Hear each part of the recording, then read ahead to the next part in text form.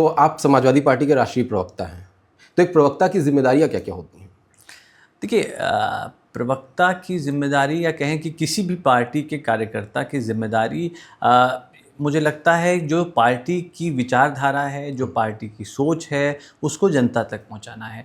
और जब एक प्रवक्ता होता है तो वहाँ पे वो जिम्मेदारी आप समझ लीजिए कि रियल टाइम में थोड़ी सी डिफ़ाइन होती है, क्योंकि कई बार ऐसा होता है कि कई कई विषय जनता के सामने आते हैं, कई ऐसे विचार लोगों के आते हैं जिस पे आपको त्वरित टिप्पणी करनी होती है, और टिप्पणी ऐसी होनी चाहिए जिसमें आपकी पार्टी की विचारधारा भी जाए, साथ ही साथ ऐसा भी ना हो कि कहीं मर्यादा टूटे, कहीं ऐसा भी ना हो कि जनमानस में गलत संदेश जाए। तो मुझे लगता है बहुत सारी चीज़ें होती हैं जिसका ध्यान रखना चाहिए किसी भी राजनीतिक दल के प्रवक्ता को, और मुझे लगता है कि बहुत सारे ऐसे लोग हैं जो उन दायित्वों को निभाने का प्रयास भी करते हैं। ओके, तो जब प्रवक्ता के लिए चयन होता है तो एक प्रवक्ता होने के लिए क्या क्या योग्यता होनी चाहिए किसी भी व्यक्ति के पास? देखिए, मुझे लगता है कोई कोई करिकुलम तो नहीं होता है। जैसे बहुत सारे ऐसे देश हैं जहाँ पे पॉलिटिकल जो स्टडीज़ हैं, और ख़ासकर कि आप देखिए कि जो राजनीति में जो लोग आना चाहते हैं उनके लिए बहुत सारे डिफ़ाइंड करिकुलम होते हैं, और उस पे पढ़ाई होती है, उस पे चर्चाएँ होती हैं। तो कहीं न कहीं वो एक थियोरेटिकल जो है एक्सपोज़र भी मिलता है। लेकिन हमारे देश में इस प्रकार की तो कोई पढ़ाइयाँ नहीं होती आम तौर से। लेकिन जो प्रैक्टिकल एक्सपोज़र है वो बहुत ज़्यादा है। वो इसलिए ज़्यादा है क्योंकि मुझे लगता है कि हमारे देश में, खासकर उत्तर प्रदेश में, जब कोई बच्चा जन्म लेता है तो वो कहीं ना कहीं उसका जो राजनीति की तरफ इंक्लिनेशन होता है, राजनीति की तरफ जो झुकाव होता है और राजनीतिक समझ होती है, वो बहुत बेहतर होती है। अगर आप उत्तर प्रदेश के किसी आदमी से पूछें, किसी भी राजनीतिक विषय पे आप उससे पूछें, तो वो आपको इतना बता देगा जो कई ऐसे राज्य हैं हमारे देश में जहाँ का एक राजनीतिक व्यक्ति नहीं बता पाएगा। तो मुझे लगता है जिस बेल्ट से, जहाँ से हम लोग आते हैं, जिस परिप्रेक्ष्य में हम लोग पले बड़े हैं, तो वहाँ का होने का ये फ़ायदा है कि मुझे लगता है कि यहाँ का तो हर आदमी एक प्रवक्ता ही होता है अपनी विचारधारा का, जिस विचारधारा में वो मानता है, जिस राजनीतिक दल में वो मानता है, विश्वास रखता है। तो अब्बास भाई, आप पहले कांग्रेस में भी रहे और उस समय कांग्रेस की सरकार थी, तब आप यूथ विंग में थे। जी, मैं एनएसयूआई जो कांग्रेस का छात्र संगठन है उसमें भी रहा हूँ, यूथ कांग्रेस में भी रहा हूँ, और एक कांग्रेस का मार्केट सेल था, उसका मैं कार्यकारी अध्यक्ष रहा, और कांग्रेस में मैं प्रवक्ता भी रहा उत्तर प्रदेश में, और कई बहुत सारे लोगों के साथ काम किया।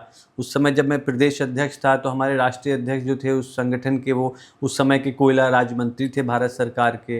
तो कांग्रेस में भी एक अलग तरीका है काम करने का, समाजवादी पार्टी में अलग तरीका है, भारतीय जनता पार्टी में अलग तरीका है। तो कहीं ना कहीं जब आप मुझे लगता है कांग्रेस में कुछ सीखने को ही मुझे मिला, काफ़ी कुछ सीखने को मिला, और कहीं ना कहीं जो आपका राजनीतिक एक्सपोजर होता है, जो आपकी सोचने की जो क्षमता होती है, उसमें भी विकास होता है जब आप जितना ज़्यादा देखते हैं, जितने ज़्यादा लोगों से मिलते हैं, उनसे बात करते हैं, उनकी विचारधाराओं को समझते हैं।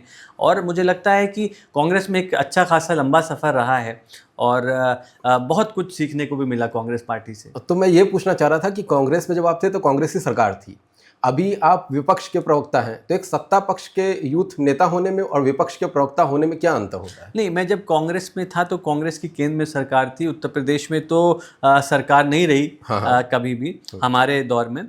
तो मुझे लगता है, देखिए, हम लोग तो सोशलिस्ट मानसिकता के लोग हैं, समाजवाद की मानसिकता के लोग हैं। जब हम समाजवाद की बात करते हैं तो समाजवाद तो संघर्षों की बात करता है। 365 दिन संघर्ष करने वाले लोग हैं हम।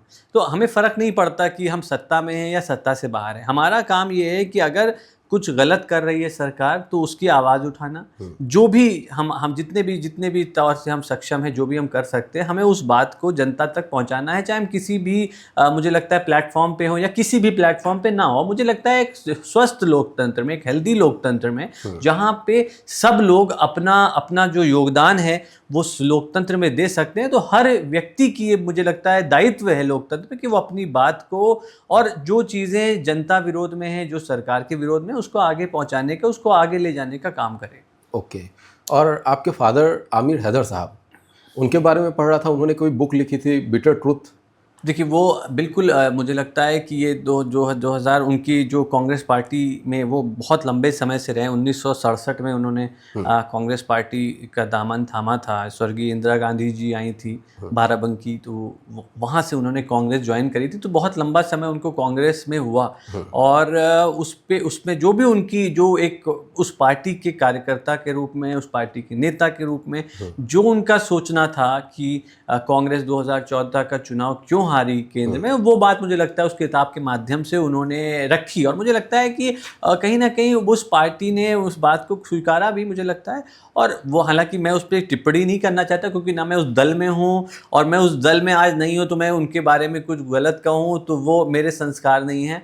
ठीक बात। क्योंकि मुझे लगता है कि जब मैंने कांग्रेस पार्टी से इस्तीफा दिया था तो मैंने एक बात लिखी थी इस्तीफे में। हालांकि आमतौर से ऐसा होता है कि लोग लिखते हैं कि मैं ये नहीं, मुझे काम नहीं करने दिया गया, बाद में वो इस तरह की बातें करते हैं। मैंने सिर्फ ये बोला कि देखिए, मैं अपने व्यक्तिगत कारणों से इस्तीफा दे रहा हूँ। मैं जो है कांग्रेस पार्टी से मैंने बहुत कुछ सीखा है और अब मुझे लगता है कांग्रेस के साथ हम अपनी जो यात्रा है आगे नहीं बढ़ा सकते। बहुत सीधा सा कारण है। और व्यक्तिगत कारण ये था कि ये बात सर्वव्यापी है कि उत्तर प्रदेश में समाजवादी पार्टी ही मुख्य विपक्षी दल है, वो ही भारतीय जनता पार्टी से लड़ाई लड़ रही है। तो हमारा सिर्फ ये मानना था, हमारा यही हम चाहते थे और आज भी हम वही कर रहे हैं कि हम मुख्य धारा में आकर के भारतीय जनता पार्टी से लड़ाई लड़ सकें, क्योंकि भारतीय जनता पार्टी ने हमारे प्रदेश को बिगाड़ने का, हमारे प्रदेश को नुकसान पहुंचाने का काम किया है।